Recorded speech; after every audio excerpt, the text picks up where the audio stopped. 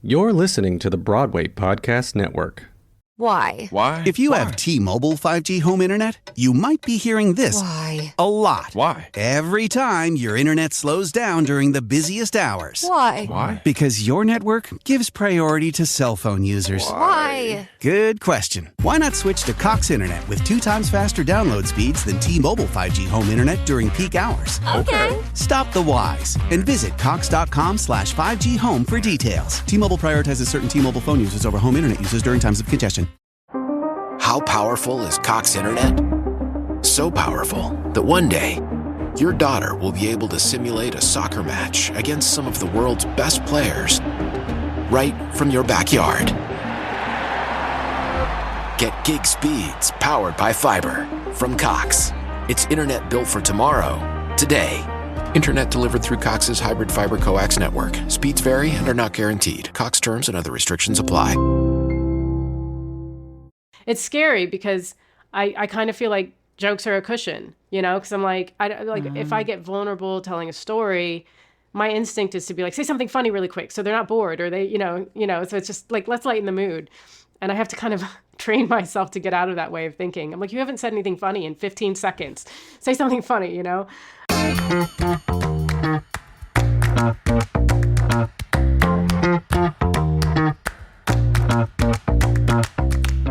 Hi, everyone. Welcome to Was It Chance, the podcast about embracing opportunity and taking intentional risk for your creative life. I'm Heather Vickery. And I'm Alan Seals. Heather and I started out as two perfect strangers who met by chance and embraced opportunity. Listen in as we chat with other successful people about the risks they've taken to put themselves on a path to creative success. Heather, how are you? I'm good, honey. How are you? Did you have a lot of coffee this morning? Oh, God. I'm halfway through my mega mug. And I'm chilling like a villain on penicillin. I am doing great this morning. Wow. Yeah, I haven't heard that in 20 years. Wow. I just feel like it's too early. I don't know what time people are listening to this, but for me, it's too early. I get so excited for these interviews, specifically to see your face and to have fun and bring the lols. So here I am, and here you are, and here is our guest. Who is our guest? Oh my gosh, y'all, I have really been looking forward to this. We have got Maria Shehata. She is a Shehata? Did I say, let's do it again. Shehata. It is Shehata, which I double checked, and then I got excited, and I was like, let's add an extra S. Shehata is actually cooler. Shehata. That's my new stage name. I want all the production. I want all the credit on that one. Producer credit. Maria Shehata. I'm sorry. Okay. And I'm Schmelling Schmeals. Schmeals, that's a new one. We were playing a game called Code Names this weekend with friends. Have either of you heard this? Okay, Maria knows this. I love Code Names. It's fun. I'm the only person of my friends who loves Code Names. What is Code Names? Like, let's play again. Oh, go ahead. Well, it's you would like it, Alan. You lay out, it's 5 rows of 5 clues, and Maria will probably describe it better, but it's... I hate explaining It's hard. I love the game. Hard, I hate explaining right? it. So it's... Yeah, so you just have... Go ahead. I'll give it a shot. So you have 25... You have 25 words, and you have to make associations with them. So you have, like, we call him a team captain. I don't know what it's actually called. So they know where on the board, like, you have explaining code names. There's red teams and blue teams. But you have... Yeah. So some of the words are in red, some are in blue, and then some are neutral, and then one will make you lose the game completely. But only the captain knows which letter or words are yours. They have to get their teammates to guess which words are theirs by only giving one-word clues. So, what? Yeah. That sounds so much fun. You would love it. It is. Oh, is it the what? I thought you were going, what? No, he would love it. No, I know him. This is my new obsession. I'll bring it next time I come to town. All right, Schmether. Schmether, back Code Names podcast. All of that to say, they have the words large, and then on the other side, facing the other direction, they have the words, same words, but smaller. And whenever they're facing the wrong way, I can't read them. And so we had the word tablet, And I thought it said table, so I was giving clues Oh, God. for table, and nobody no. could get it. And I'm like, fuck, I can't read. Like, it's really problematic. So, yeah. Well, Schmather, back to our Reading is schmintro. essential. Who is our schmagest today? I don't We gotta know pull her- how much pull her of an away from idiot I'm going to Schmigadoon. look like once we have actually edited and aired this. But y'all, I'm really excited to welcome Maria Shehata, who is a badass. And I really can't pronounce her name. No, see, she's a funny lady. Maria. This is why I make you pronounce most people's names. Anyway, All right, Maria sorry. Go is ahead. a multi-award winning Egyptian-American comedian. She's based in London and has been featured on Showtime's Bridging the Gap, Comedy Central's The Watch List. Dave Chappelle. I was like, why does that say Chanel? I knew it was Dave Chappelle. I don't know why. It's Wait, why is Dave Chappelle part of my bio? He's not. Is it Dave Channel? Is it what Dave it's actually? Channel. Oh, Dave Channel. I was like, I have. She's like, I haven't worked with never Dave opened Chappelle. for him. I was like, what Wait, is is, this? Dave, Like, is, I it, haven't. is it Dave Channel? It is Dave Channel. Yeah, Dave Channel okay. in the UK. Yeah, okay. Yeah. Hey, It was an autocorrect.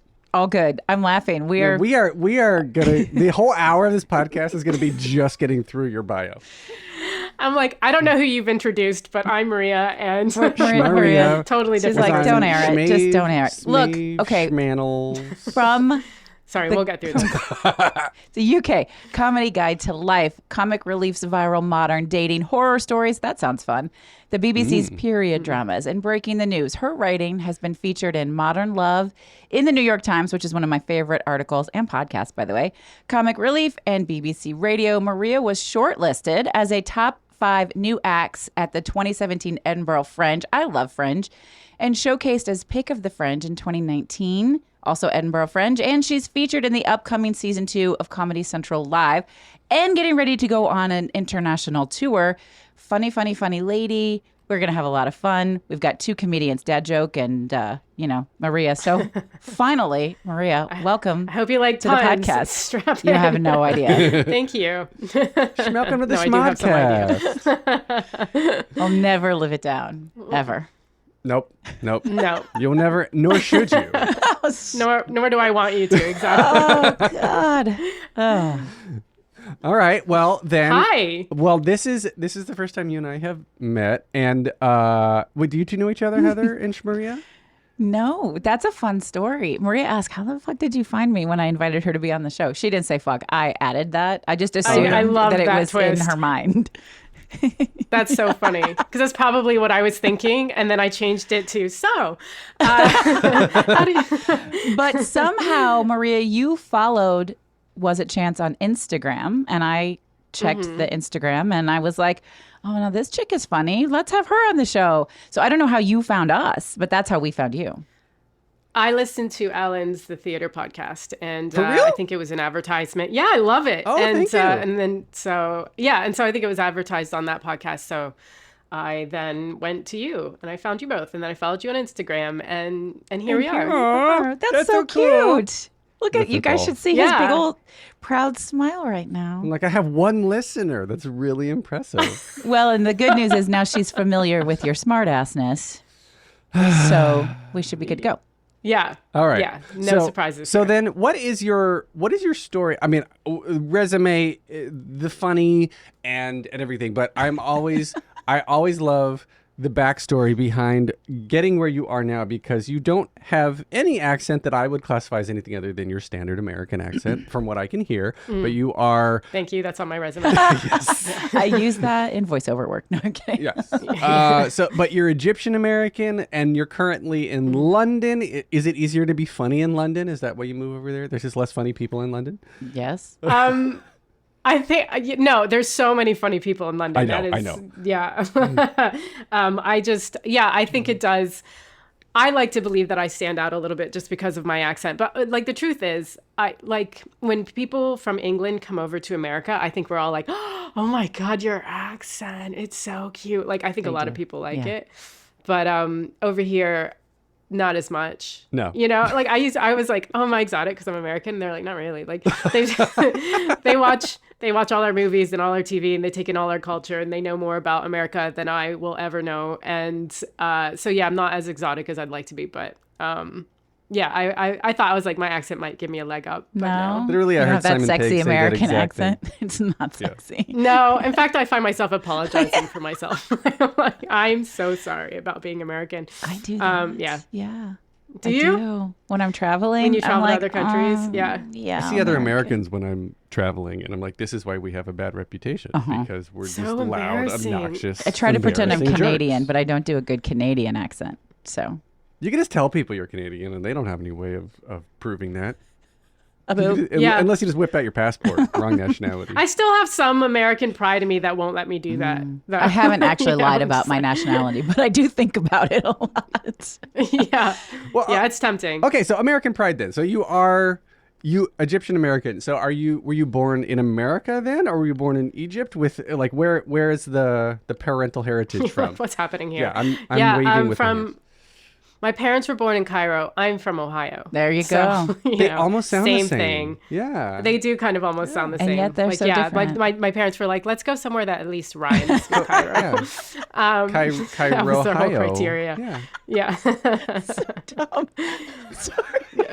I am Cairo Hyrian. Oh my God. And Can we I just have- talk about Maria's really cool story to being a professional comedian? That's what I'm trying to get at. I want the road from baby Shmurry. From you wanna Ohio. go way You thought it back. was more exotic. Right. Your road from Cairo, but it's Listen. really just from Ohio. What part of Ohio?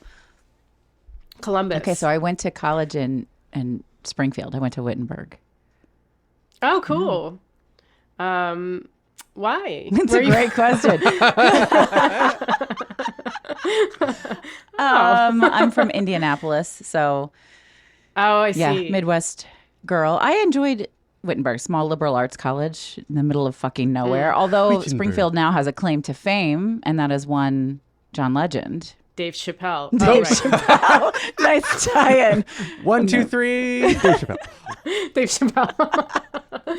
No, yeah, John Legend is from Springfield. So, and I think he was probably a small child when I was in college in Springfield, which is scary, but nonetheless. You know, Ohio's not known for being funny. How did you get down this? Were you always funny? No, I just admired people who were funny. I feel like I feel like Egyptians are really funny. My whole family is funny. I guess I'm funny, but my family's funnier than I am.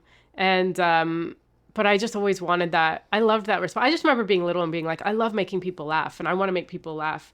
But, I was the shyest kid.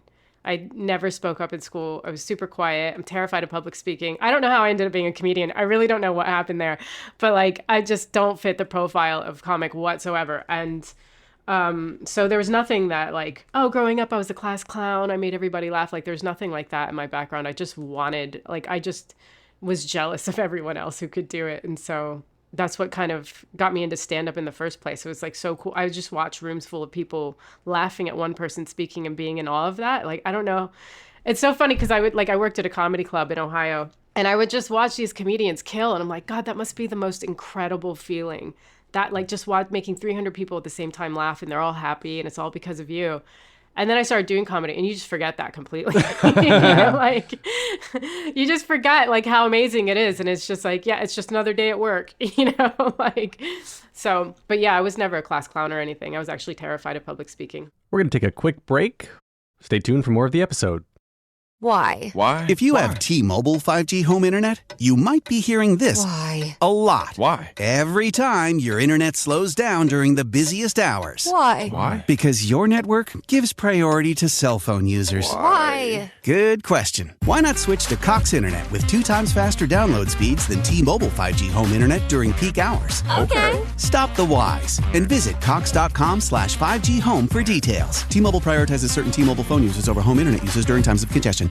Why? Why? If you have T-Mobile 5G home internet, you might be hearing this Why? a lot. Why? Every time your internet slows down during the busiest hours. Why? Why? Because your network gives priority to cell phone users. Why? Good question. Why not switch to Cox Internet with 2 times faster download speeds than T-Mobile 5G home internet during peak hours? Okay. Stop the whys and visit cox.com/5G home for details. T-Mobile prioritizes certain T-Mobile phone users over home internet users during times of congestion. And now we're back.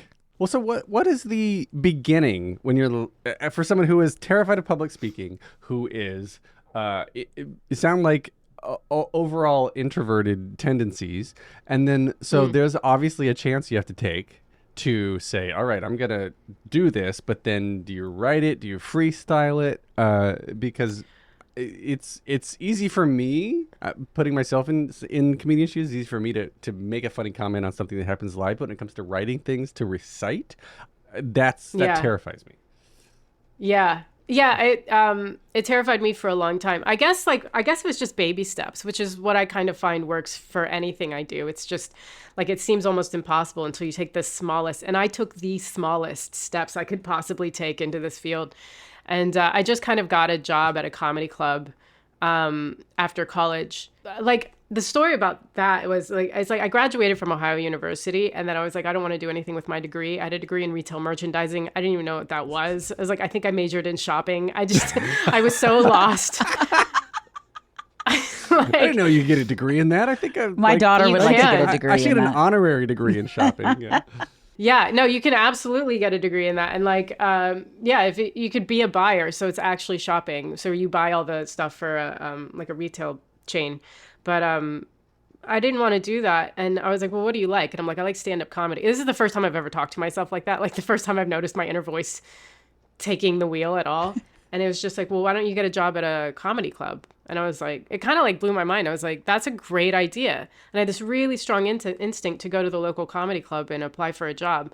And so after I graduated, I went to the Funny Bone there, and I went up to the box office window and I was like, hi, I'd like to apply for a job. And then the box office lady was like, we're not hiring. And I was like, well, that's weird, because I've just had this really strong instinct to do this. So it's like, I don't know.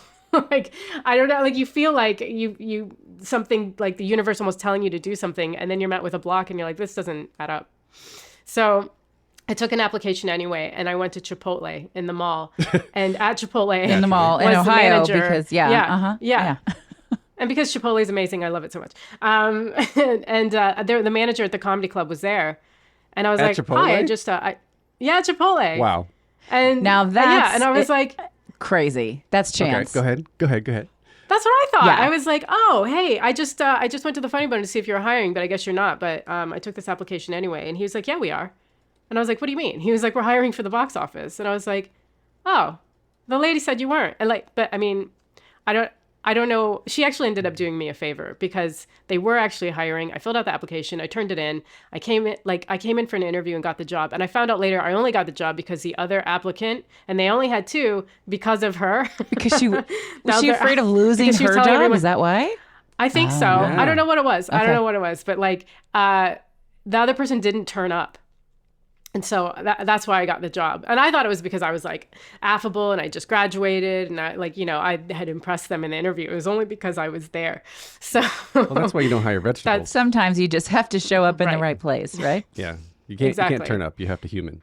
So you Yeah. humaned, you showed up, and therefore you got a job at the box office, and so you're telling jokes to the people buying tickets, and they're like, "Hey, wait, she's funny. No. She's funny. Let's move her out of the box office. yeah, get out of the box office. Get on stage. Get on That's stage, a waste- you human."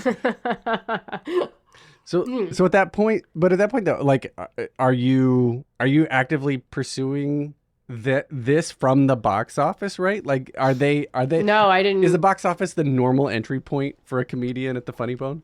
No, I think most people just go to open mics. Like a creative entrance. I was like, I'm going to take this short entrance. I didn't even know I wanted to be a comedian at that point. Like, I wanted to do it, but I didn't think I had the balls to do it, basically. Like, I didn't. Yeah, the chutzpah, the schmutzpah.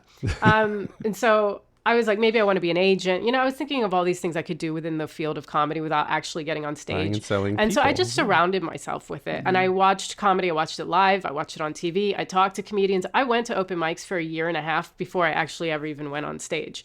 I was writing. I was doing everything a comedian did except perform. And I was so scared of it. And then one night at an open mic, my friend Jason, who was hosting the open mic, just signed me up because he was like, you're being stupid. It's been a year and a half. Like, get on stage. And so that's he signed me up, and I just didn't oppose. So that's how it happened. That's amazing, Chance. Like all of it. Like, I think I like comedy. I want to be around it. I there's not hiring, but wait, there's the manager. Yes, they are. The other guy didn't show up. You're surrounded by it. Then your friend signs you up and you didn't oppose it. So you obviously went on stage, but what did you do? Did you have a bit ready? Like, what happens? Yeah, I had 5 minutes probably written because I had done everything except for perform. I just, And so what happened was that it was like midnight. Everybody was drunk and I think they pitied me. I was so scared and shaking and timidly saying the stuff I had written for a year and a half on stage. And I don't know if I was getting laughs out of pity. I didn't kill. I didn't bomb either. But the whole point, like I got off stage and I was happy I just did it. Like that was the win. It didn't matter how I did, I'd done it. And so I just was like, well, now I guess I keep doing it. But I got that first one out of the way. Because, you could build something up in your head. Absolutely. And it becomes this like giant of a thing to get over. And it was like, I'd gotten over it. And that was the biggest hurdle at that point. What is your material? What do you focus on? Me. I'm really me. I love me. I talk about me. Anything you want to know about me. I'm really autobiographical. And so it's just all pulled from my life. Me. I love that. That's so cool. That is very cool. I don't know. Like if someone signed me up, I don't know what I would do. I would just dad jokes. Yeah. I need to converse with somebody. Yeah, I get that. I think it was just because I had already been writing and like doing. I just had to step on the stage. I had placed myself in the position. I think you have to. There's a lot of that. It's just like putting yourself in the way of what you want, so that it's not such a crazy thing. It wasn't like I was sitting at home in my living room and somebody called me. It was like, hey, come on down to the open mic. I'll put you on. Like I was there and I was ready with material. I just couldn't make myself get on the stage. And so someone had to push me on. I like that. Put yourself in the way of what you want. That's what we say in this. Like I say, manifestation isn't like just declaring something and it becomes true. It is declaring something and then changing the way you show up in the world so that it becomes true. Yeah. Yeah, exactly. Put yourself in the way of what you want is like, it's a fucking great quote. I love that. So you tell jokes about yourself and your life. You've got lots of good content there. Obviously, you've got a beautiful resume. Yeah. I guess I've done a lot. Like I've lived in. So I moved to New York shortly after to do comedy there, and then I've lived in New York, LA. I moved to London, and then I was engaged, and I was not engaged. So like I have a solo show that I talk about that that kind of instance in my life of like moving to London from LA for love, and then it falling apart spectacularly. But at least you were in London and now Ohio or New York. 100%. Yeah. Well, then what's the hurdle though, or the wall or the steps or whatever metaphor you want to use? Because you're taking baby steps. You're in Ohio. You're crushing it, and you're out of the box office. You're like, you were too good for the box office. You no longer sell tickets, and then all of a sudden you're being featured on all these major like networks and working with Dave Chanel. Channel. I know. Yes, David Chappelle-ness channel. Yes, Dave Channel. Dave Channel. Right. So you're working with all these people though. And where did that, was it just sort of like a waterfall effect of once you climbed you figured out where the top was and started sliding down the water slide of success? Yeah. That's all I did. I was like, hey, I want to get on TV. And they were like, here's everything. Oh, sweet. Yeah. But what's the quote? I don't remember whose quote it is. It like takes 20 years to become an overnight success. Yeah. It's just like nobody sees any of the failures, and there have been so many. And like, so no, I mean, it was a slow climb. And it's like every time I hear my bio being said back to me, I'm like, Jesus, like, who's that bitch? First of all, it's embarrassing. It's like that goes on a little too long. I know that feeling. But at the same time, it's like I forget. It's like, oh, I guess I have accomplished all those things because I'm like, this is too much. But it's like, well, you did, I just forget because it's been like I've been doing comedy for 19 years. So it's just like, so everything is just over 19 years. So it takes forever. I'm curious, at what point did you shift from, open mic nights to getting paid gigs? Like where was that transformation? That happened in London because like major cities in like New York and LA don't pay very much for gigs. Like there's only, I don't know, like I haven't been in LA in 7 years, but when I was there, I remember getting $8 in an envelope from the Hollywood Improv. In an envelope. That was the first time I ever got paid in an envelope. That's like me getting paid for this show. That's shady. Like I got a $12 check. But it was an envelope full of nickels, so it made it feel really important. I don't know. But there's something that shifts when you get paid, even if all you get paid is $8. Like it changes something. Your taxes. Yeah, it's like suddenly you feel like yeah, I had to pay like 20% of that. It does kind of like make you feel accomplished. Yeah. You're like, a comedy club is paying me for my work after I've been doing open mics for years and years and years. So you do kind of feel like, oh, this is it. I've moved on to some next level, which is kind of like the problem with the arts is there's no definitive level. So you just kind of have to look for these ways of telling you you're moving forward. That's fun that you say that because I always quote Andre DeShields. I think it was 2019, whenever he won his Tony Award for Hadestown, he said the top of one mountain is the bottom of the next. And I think that's very, very applicable to what you just said. Like it's like you get to the top, especially in the arts, because even after you win a Tony, then it's always then what, and then what, and then what. And if you don't, I guess, reflect back and look back to where you've come from to realize how far you've already climbed, it's this never-ending journey of like it could be pretty lonely, I think. You know, I was going to say sadness, but it's not that bad. But I guess the more successful you are, the more lonely you are. Does it feel lonely to you to be sort of in this space? I can see how it is, and it has at times, especially with stand-up, because it's just one person. It's just me speaking, and like it's just me writing. What I find funny about like improv comedians is that I remember like in LA, like they would always be getting married.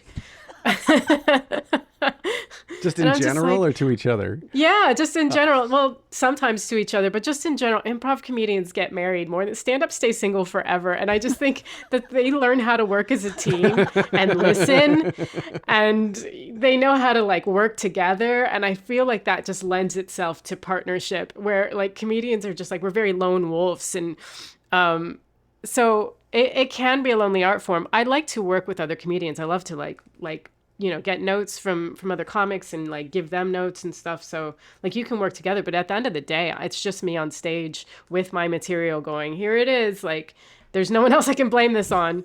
I hope you think my life is funny. No, I'm kidding. All right, one more quick break. Hang on a second.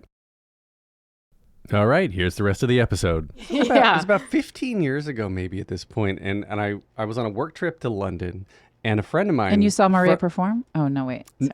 No.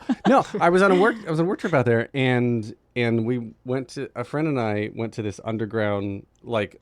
It's probably 20 people in a room. This like small comedy club, and it was this. It was Alex Edelman who was there, trying out new material.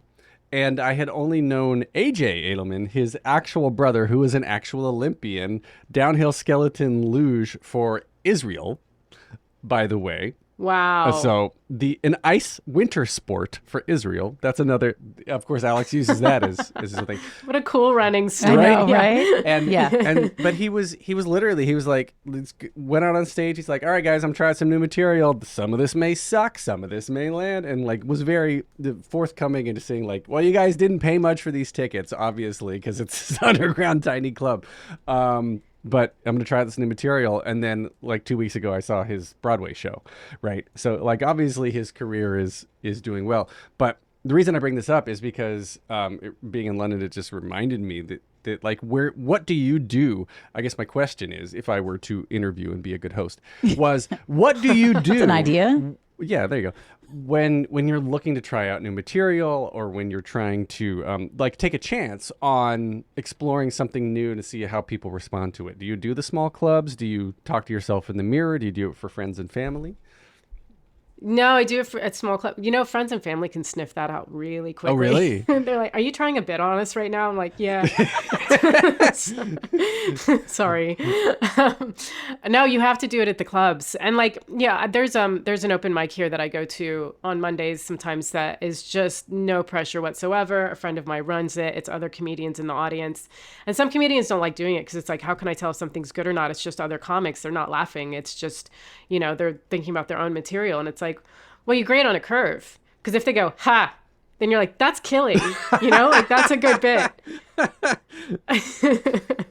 So you just have to like do that. So I do that. Like if I'm saying something for the first time, yeah, you do it at new material nights and open mics. And like I did a new material night last night at a club called Top Secret here. And that's like the hosts just have to remind you, like you paid £1 to get in. They're trying new stuff for the first time. I told a joke last night for the first time that I learned very quickly wasn't a joke. Oh, I need to hear this. No, it just sort of ended, and I was like, that was it. I'm sorry. Like it was about spider. You want me to tell you the joke? Yeah, if it doesn't have a punchline, we'll come up with one. It was okay. It was about spiders, and like I was like, I had a spider on me the other day, and like I didn't know it at the time. I just felt something crawling on me. My boyfriend was like, "Don't move." And so I freaked out and I threw myself on him and he was like, "I told you not to move." And then he flicked it off me. I was like, "What was it?" He was like, "It was a spider." And I shuddered and he was like, "Don't worry, it's dead now." I was like, "How do you know?" And he was like, "'Cause it hit the wall." And I was like, that's not how spiders die. They climb. They climb walls. It doesn't hit the wall. Yeah, they don't just hit the wall like it's a kung fu movie and just slide down it. They don't die like that. You have to kill a spider by stepping on it or spraying it or something. Like I tried to kill a spider once in the shower by spraying it with water. All it did was go, da, da, da, da. What the fuck? And that's how it ended. Okay. It's almost a joke. It's almost a joke. It is almost there. Yeah. But, I have to say it out loud to even hear that is not enough. You know what I mean? So it's like you just have to take that risk. And then, like, by the way, 150 people in the audience also decided that was not a joke. But, it's just like, okay. But that's what new material night's for, that cushion. It's like you paid £1, remember that, and you get £1's worth of funny. Or maybe you get lucky and you get 10,000 pounds worth of funny. Maria, what was the moment you were like, prepping to go on stage and you were like, oh fuck, this is it, I've done it, like here I am, like I've made it in my career, like I'm really doing this, I'm legit a professional comedian, here I go? Oh god, I don't think I've ever had that moment. Really? I don't think well, no, I'm sure it has happened. Like maybe my first Edinburgh, the first show, like here we go, this is it. But it's either like I've had that moment so many times, or I've only, that's actually not easy to answer. I'm here for the hard hitting because it's like yeah, thanks. I'm like shit. Next question. No, because it's like Alan said, it's like it's like you get somewhere, you're like, what's next? And so it's like, I guess like Edinburgh was this huge, it's a month-long festival. You do 27 shows. You have reviewers come out. Like you're putting yourself out there on a grand scale. You've spent all your money, your resources, your energy, your emotional, everything. And then it finally happens. And so like that first show at Edinburgh might be one of those moments like, this is it. I'm a real comedian. Now these people have to be convinced of that. Yeah, I guess it's like, but that can happen at a comedy club in Nottingham or something. Like, I think anytime I'm being paid as a comedian, I go, oh, okay, this is it. I'm a real comic now. It's not an open mic. It's not a new material night. It's like, this is really happening. And then I want to run, so. Do you embrace the social media online aspect of all of this? Or because I think there's a lot that is lost to watching comedy on a recorded medium, because there's so much. I sort of equate this to Broadway or theatrical pro shots, right? Like a 3-camera multi-night edit of an actual stage production. Even Hamilton on Disney Plus, I don't enjoy seeing that on TV, because being in the room is what makes in the room where it happens, pun intended. That was well played. Yes. Being in the room where it happens is what really is important to the atmosphere and to connecting with the strangers in the audience and feeling. It's literally feeling. So feeling from the cast and the performances. So like when you're trying to grow, I mean, it's sort of a necessary evil. I feel like to be on social media and have a presence, but do you prefer the editing aspect of being able to do quick cuts and direct the audience exactly where they need to go at the exact moment, or is live still your jam? Live is still my jam. I hate social media so much. I have to do it, but I feel so behind in it. And I feel like, I don't know, I see these comedians with like 500,000 followers. I'm like, what are you doing? What, I feel like I'm a weight trainer in the 80s and everybody else is doing steroids and I don't know anything about it. And I'm just like, how are you getting this big? Like, I don't get it. And, I don't like, obviously, like, I don't know, with my set, I kind of build, and I feel like I have like if anything's a little bit riskier or if it's not a likable, like I have a lot of jokes that aren't particularly likable. Like I'll put that after I've gotten you on my side. I'll put that like somewhere, towards the end of my set. I just feel like I have a lot of thought that I put into like the order of my material. And so if I just take a joke out of context and put it up, like I don't have that. I haven't built that with you beforehand. Do you know what I mean? So it's like, how is this going to go over? And like, of course, people are so nice on the internet too. They'll understand. Yeah, right? They never take anything out of context. And that just goes either. to show there are so many different approaches to being a comedian. So Matt Rafe is wildly popular right now, but his stuff is audience interdependent. Yeah. I mean, so he does a lot of crowd work videos. Have you not seen his stuff? He's funny. I will say that. I haven't. He 2 years ago, he didn't have any work, he didn't have any money, and one clip went viral on TikTok. And now, I mean, he's like the next, but all of his shows, his world tour sold out in a matter of hours, and the tickets are $300-$400 a piece. And he's just this young comedian. It's crazy. That's amazing. That makes me go, what visualization on video on YouTube did you do? Like, direct me. Because I've been doing a ton for that exact moment. And that's awesome. Good for him. Yeah, and then a lot of comedians started doing crowd work videos. And not only, like, I feel like there's starting to become a backlash for crowd work videos. It's like, because people don't want to burn their material. So they do crowd work to show that you're funny, but without using up their material. And I feel like there's starting to be a little bit of a backlash against that. I don't know, like among comedians, it's like, oh, like they start making fun of crowd work videos. But I also think it's changing the way people come to live shows, because they now come expecting the comedian to do a ton of crowd work or to, I mean, and I've seen like a few videos of crowds throwing objects at Not comedians. No, and no way. That's assault. Like that's illegal. They do it with, but for some reason, or musician. But easy for me to say, musicians also. Like that's a thing now, throwing shit onto stage. Like Harry Styles got fucking hit right in the eyeball the other day with a pair of sunglasses. Oh my god! Yeah, why did they think with a pair of sunglasses? That would have been really cool if it like landed on his except face. it hit him in the eye, and he had to like take a break. That's terrible. Like what are you doing? And it's, I don't know if it's because of like videos where people are posting being hit or being like having something thrown at them, and people just think, I guess that's what we do now. Prank culture. Bring your can of beer. Prank culture. Not It's horrible. Yeah. But you've done a ton of like professional television work.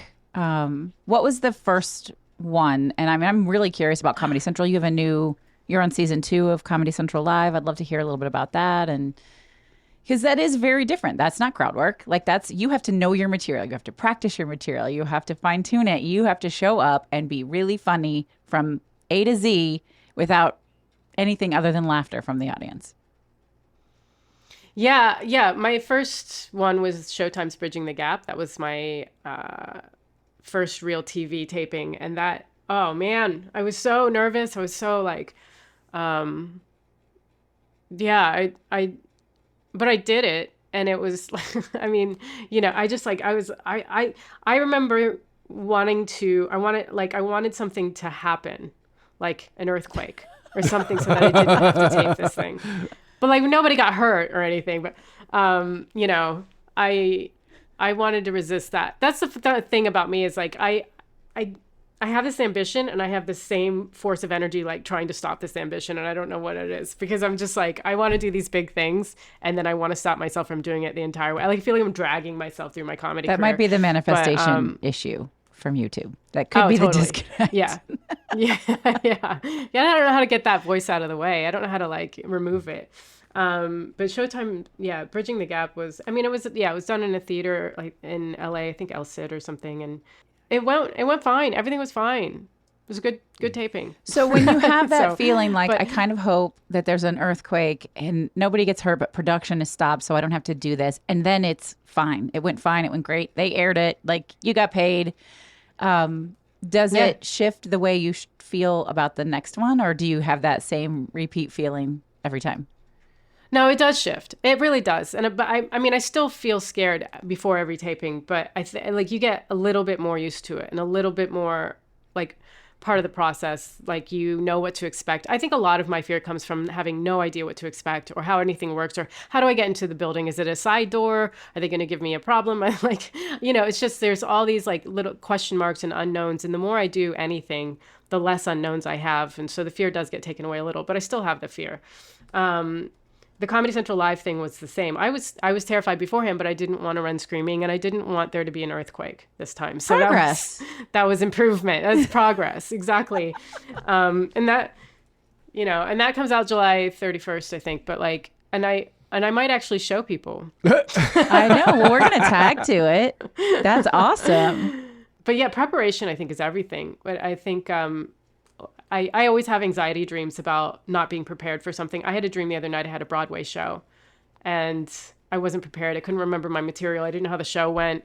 And then going into the second act, I had to do stand up for this part. And then somebody in the audience like fell and broke their leg. And then the ambulance came and I was like, oh, no, this is a dream. And I was like, oh my God, but then secretly I was happy I didn't have to do the rest of it. But I always have these anxiety dreams that like I'm not, and it's always about not being prepared. Oh, that's so interesting. I've told you, Heather, about my anxiety Yes. dream that I had for a while about like I get called out of the audience for a Broadway show that I am currently about to see and are thrust on stage, sometimes in a costume, sometimes not, sometimes in the lead, mostly ensemble. And I have to perform in this show that I've had zero rehearsal and no script for.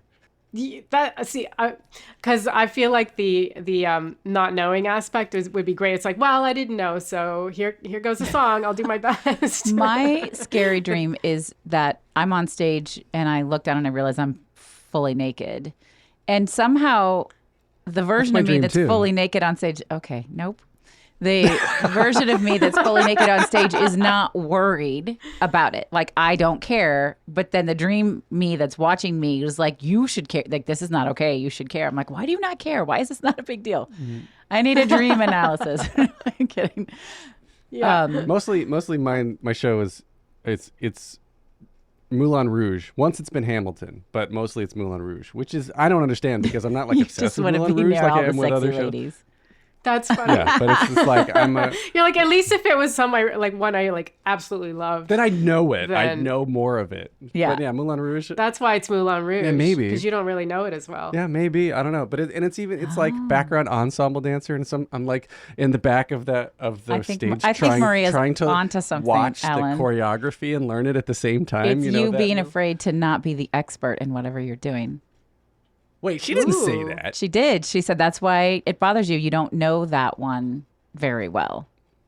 She did say that. I mean, I think rephrased it, but yeah. But yeah.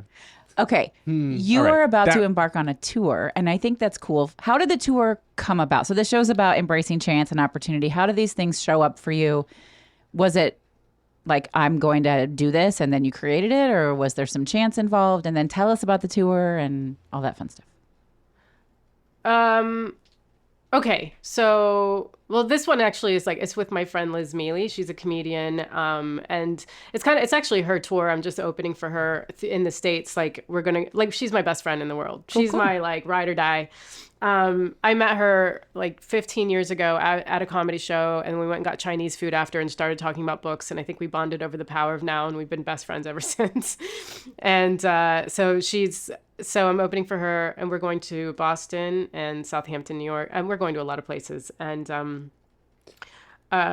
Wait, when you're in the Hamptons, let me know. I know. Maybe I can come up too. Oh, really? We can all come see you. Yeah. oh, cool. Oh, wait, do you live in New York? I live in Brooklyn, and I've got a small place out in the Hamptons. Yeah. Oh, okay. So I'm going to be doing Union Hall, actually, in Brooklyn on August 12th, everyone. And Nice. so I'm doing my solo show there. But yeah, that's where it just came because, I was just talking to her and I was like, I'd love to, like, let's tour together. And she was like, yeah, I'm doing these shows. And I was like, yeah. And then we just kept adding and adding. So it was all her, to be honest. I'm doing Bread and Roses Theater in October in London. And that's what I'm really kind of excited about because, like, you know how I say I was taking baby steps with stand-up comedy. It's like I kind of want to move more into Alex Edelman's direction of doing theater, like solo shows, telling a story. And that's something that, like, I don't know anything about the world of theater, which is actually how I found your podcast, because it was like I wanted to learn more about theater. I started going to, like, plays and musicals. I started listening to your podcast, and I don't know. I just felt like there was more I could be doing than standing on stage and telling jokes. And I needed to be inspired. So I'm, like, trying to, like, pick out inspiration. It's what I did with comedy. It's like I just started watching stand-up. I watched it live and on TV and just surrounding myself with it as much as possible. And I'm starting to do that with theater. So this Bread and Roses theater show I'm doing, it's going to be more of a solo show and less of just me telling stand-up jokes for an hour. And it's scary because I kind of feel like jokes are a cushion, because I'm like, if I get vulnerable telling a story, my instinct is to be like, say something funny really quick so they're not bored, or they, so it's just like, let's lighten the mood. And I have to kind of train myself to get out of that way of thinking. I'm like, you haven't said anything funny in 15 seconds. Say something funny, I love that long form, and the long form setup though. Like Hannah Gatsby. That's what she does. Yeah. Yeah. And I think that it's becoming more and more popular. Like I there are a lot of comedians who do it. But I think it's becoming more mainstream among other comedians to tell long form storytelling. And I think living in London has influenced me a lot because a lot of their stand-up I feel like is born of theater, because I just had to really get used to the way they do things here. And, like, doing an hour solo show when you're a stand-up comedian here means, like, you could be 2 years in doing an hour solo show, and it isn't about hitting a punchline every 30 seconds like I was taught to do coming up in New York. It's about, like, either it's a character or maybe, like, you just fill the hour however you can. More performative. And it's more performative, a lot more performative. And it was something I had to get used to, because I'm like, it's been 2 minutes, they haven't said anything funny yet. And it's like, yeah, because they're setting up an hour show. Like, there's a different pace. So it's just like, that was an adjustment I've had to make and get used to. It doesn't seem like a big adjustment, but it is a huge adjustment, like, at least in my mind. Because, like, I remember being at the comic strip in New York and the booker pulling me aside after an open mic and saying, it took you 45 seconds to get to your first joke. You need to do it within 15 to 30 seconds. And, like, you have to get punchlines every 15 seconds, every 30 seconds. And, like, that's what I was used to doing. And then you see stand-up specials from comedians where it's like 45 minutes, an hour of material, jokes. So getting used to this different pace of storytelling and whatever elements they're bringing into it, it's always different. There's so many different ways of doing it. But that's, like, the direction I'm going in, and that's what I'm finding. That's what I'm finding. Like, that's what my next hill. I guess that's the beginning. Yeah, like, know your audience, right? Because Yeah. It's really interesting that you said that, because growing up, a lot of us all we see repeatedly is something like Saturday Night Live, where it's just these short sketches where you have to do things like the punchline has to come every 15 seconds or it's just not funny. And then that's translated into social media where you have to have punchlines every 3 seconds or you swipe to the next thing. But then I think Netflix and other networks have done the industry, the comedy industry, a bit of a service. Let me know if you disagree with me, but I think they've done a bit of a service in that recording all of this content, these comedy specials, and giving a voice to people in an international medium sometimes, whereas they wouldn't be able to be seen outside of a 20-minute comedy set, underground somewhere in New York or whatnot. Right now they have an hour and a half to fill, and like you said, it's a different pace, and they can showcase kind of a different side, and maybe they are more prone to to long form versus short one-liners or whatever the case is, right? Yeah, absolutely. And HBO, I think they are looking more for the storytelling comedian that the hour means something. There's a thread through it rather than just, an hour of funny jokes, which there's nothing wrong with. I just think it's kind of moving in a different direction for everyone. Kind of exhausting, I think, as an audience member to have an hour of one-liners. Because it's exhausting as a comedian too. So to wrap up here, I want to ask one of the questions we always ask everybody, which is just like, what is your relationship with failure? How do you process something that doesn't go your way? I try to remember that I tried, and that's what counts. It's I think like failing is not trying at all, and it's just like that spider joke, that really amazing spider joke I told on stage. I found out very quickly it was not a joke. And, but I tried it and it didn't work, but I don't think that's what, it would have failed if I didn't try it at all. I just think everything I've done is, it can be embarrassing and it can be really awful and hard, what's the word? When you aren't being given the feedback you want. I don't know. You know what I'm saying? It's just, it can be hard to deal with, but I have to remember, I put myself out there. It didn't work out this time. It can work out another time. But that doesn't mean that I don't have worth or what I do isn't valuable to people. It just means that it didn't work out in this situation, and that's okay. But not trying is the worst part. If I'd never stepped on stage at all, would I be an agent somewhere being like, I could have done stand-up. I just didn't. You know what I mean? Yeah. No, what I love about that is you talked about having that fear, having that stage fright, for lack of a better term, like, oh my God. But somehow you don't have that trigger button that says, well, I'm just not going to do it. You're like, that's terrifying. I'll do it. Okay, fine. Right? I mean, that's amazing, right? And then you came on and you shared the joke that you already knew wasn't a joke and didn't land with us and all of our listeners. And so it almost seems like you're missing that little button that says don't do the thing that's scary, which is pretty fucking great. Especially when you're already in your head, the devil on your shoulder is saying, don't do this, it's not going to land. And then the other side, luckily the angel on the other side is like, yep, let's talk to ourselves in the mirror and practice and do this and make it happen. I think that's nice. Thanks. It's like, I agree that not trying at all is the ultimate form of failure. Yeah. For every 100 times it doesn't work, there's going to be the one time it does, and that pays off more. And what was that New Yorker cartoon? It was like the stack of rejection letters next to the stack of the ones that actually made it. It's like 1,000 rejections and like 10 that made it. And it's just like, we only see the ones that make it. And we think, oh, he's got so much talent, I could never do that. And it's just like, you just don't see how many times we fail. And I fail a lot, everybody. Yeah. Don't we all? Yeah. So. I love that. Well, you're not failing. You're thriving. You have a tour coming up. How can folks find you, source your material, see your past shows, come see the new show? How can they connect with you? On Instagram, I'm mainly active on Instagram, so it's at Maria Shehata. And then if y'all want to bulk up my TikTok a bit, it's at Maria Shehata Comedy. I'm on YouTube and Twitter. It's all my name across the board. But and I always post where I'm going to be on my Instagram. It's on my website.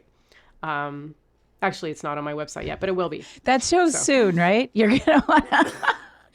It could be ticket sales. No, okay. The one in Brooklyn is on my website, and in October that will go up on my website whenever I have the ticket link. But but I'm always posting on my Instagram where I'm at, and so follow me on Instagram. Absolutely, very good. I'll see if I can get myself out to the East Coast, and Alan and I can come see a show. We would love it. Yeah, that'd be great. I'd love that. Thank you so much for being here, Maria. We really appreciate it.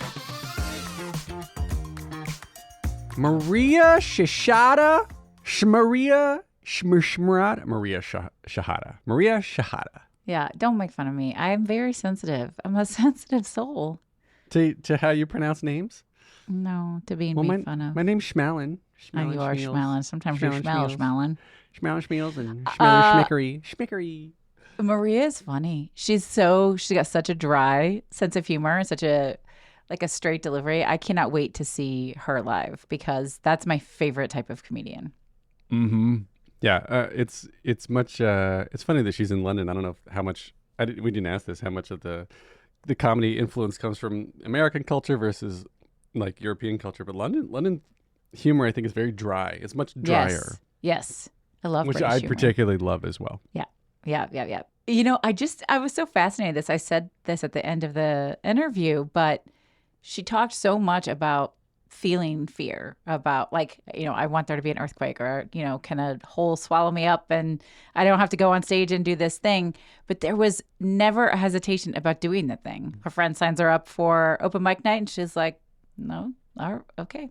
We're not gonna say no, right? And so I love that ability to recognize, yep, this thing feels big, and I'm not exactly sure I want to do it, but here we go, and it's worked out for her. So talk about embracing opportunity. I love that. Yeah, I love again when you're forced out of your comfort zone, and you have that kind of. I mean, it's not wherewithal. It's just like, I think it's a sense of survival. It's sort of like instinctual, right? Where you're like, well, I gotta do this now because I'm here. I don't like it. Oh, wait, that wasn't bad. I'm gonna keep doing it. Yeah. And of course, when I ask the question of, do you have the same roadblocks every single time? I kind of knew the answer because I know humans. And once we've done something one or two times, we recognize that it's not going to kill us. It's not going to break us. We're going to be fine. But it's just nice to have that reminder. She's like, oh, no, you dip your toe in a little bit more and a little bit more and a little bit more. And next thing you know, you're like, oh, look at all the things I did. I didn't even know I did these things. Yeah, you don't need to set out and climb the biggest mountain right away. Just climb a couple hills. Yeah. Climb a couple hills, then get your climbing gear, then do a couple larger hills. Right. Yeah. You know. It's a pretty version of those baby steps. I coach people into like, wait, hold on. You're not doing anything because this goal is way too big. How do we break it down into smaller steps? And it's that same thing. And I like that hill because you might go up a hill. I might go up a hill in a dress and flip-flops. And then I might get to the top and go, I got to go. There's another one and that one's bigger. Perhaps I should put on some tennis shoes, but I can still wear my dress, right? Like, okay, then the next thing you know, you're in full gear. I don't really see myself doing that. Anybody who's listening to this knows I don't sport and they're laughing, but it's a metaphor, you guys. You don't sport. It's a metaphor. I don't the sport. I don't the sport. I don't sports ball. I don't the sport. But we can play some shooty hoops with my kids. My favorite thing about Maria was that she listens to my podcast, my solo podcast. Favorite thing. Was that? I was like, I fan. found you because you found us. How'd you find us? And it was through you. That's funny. I'm joking, but thank you for listening, Maria. That was very very nice of you. All right, Heather, how can Schmeeple find us on Schmine? Okay, Schmonline? stop. Schmonline. I'm not laughing anymore. I'm too sensitive. You're mean. Be nice. I pull your pigtails because I like you. Yeah. It's okay, so I just had that conversation with my one of my daughters today because there's a boy she likes and he likes her and they kind of like they kind of hit each other or they're like me and I'm like, we are not going back to the times where the boys who are mean to you are the ones that like you. Like we're not going back to that. So what's she gonna do? Is she gonna be like, listen, we're gonna make a social contract and you're gonna sign it and you're gonna tell me how you feel and I will acknowledge it. No, we're gonna talk to each other and ask real questions and give real answers and not play games. How do you do that? Wait, which daughter is this? How old? 17. 17. Yeah, 17. You should know better by then, I think. Yeah, it's not like we're not 12, talking, 13, middle school where, they throw food at your face because they just want you to look at them and pay attention. Like, come on now. No, yeah. Yeah, no, 17. But that's important, right? We don't want to, as adults, just assume somebody's behavior means something. Mm-hmm. Have conversations. Yep. That's what we're here. That's what we do. Yep. Okay. And we want to have conversations with you. Nice segue, Heather. Good segue. Well done. We really do. We actually love it. I love engaging. Alan loves engaging. We respond to your emails. We respond to your DMs. You can find us on Instagram. We are at Was It Chance on Instagram. We should do a TikTok, although one of us would have to manage it. And that one of us would be me, and I'm not sure I want to do that. But that could be What if it's fun. all just reaction videos? It's just us going, mm-hmm, mm-hmm. We could do behind the scenes stuff. That could be fun. Find us on Instagram at Was It Chance. Send us an email at wasitchancepodcast@gmail.com. We will respond. What we really would love for you to do is go onto your favorite listening platform, or maybe just all of them, and subscribe, follow, whatever that is, rate and review. They send us these little updates when you guys put a review up, and then we text each other. We're like, look at us, people like it, it's good. So we would love that. And did I miss anything? No, that's it. That's it, man. That's the whole story. You guys, thank you so much for being here with us. You have been listening to Was It Chance, the podcast about embracing opportunity and taking intentional risks for your creative life. I'm Heather Vickery. And I'm Schmalin Schmeals. Bye, y'all.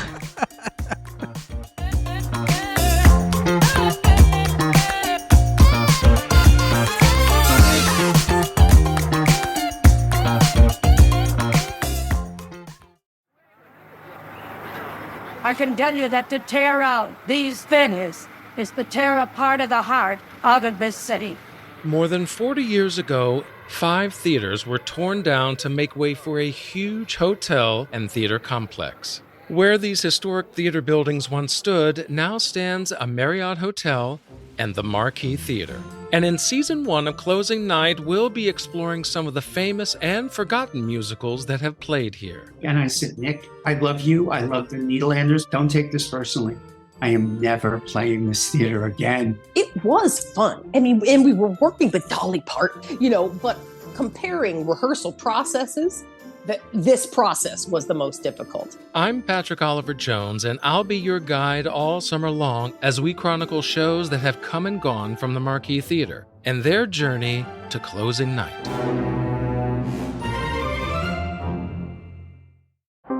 How powerful is Cox Internet?